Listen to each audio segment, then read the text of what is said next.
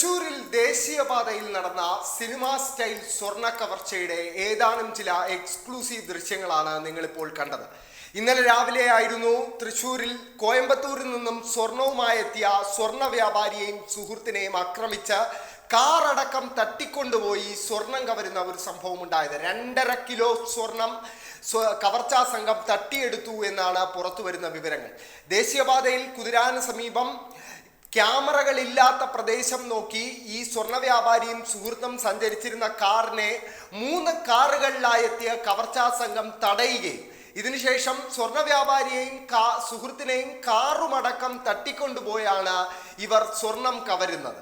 ഇത്തരത്തിൽ 2.5 കിലോ സ്വർണത്തിലേറെ നഷ്ടപ്പെട്ടതായാണ് ഇപ്പോൾ പുറത്തു വരുന്ന വിവരങ്ങൾ.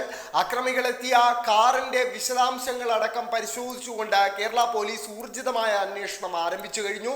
എന്നാൽ ഈ കാറുകൾക്ക്, കവർച്ചാ സംഘത്തിന്റെ കാറുകൾക്ക് പിന്നിൽ സഞ്ചരിച്ച സ്വകാര്യ ബസ്സിലെ ക്യാമറയിൽ തെളിഞ്ഞ ദൃശ്യങ്ങളാണ് ഇപ്പോൾ പുറത്തു വന്നിരിക്കുന്നത്. നമുക്ക് ആ ദൃശ്യങ്ങൾ പൂർണ്ണമായി ഒന്ന് കാണാം.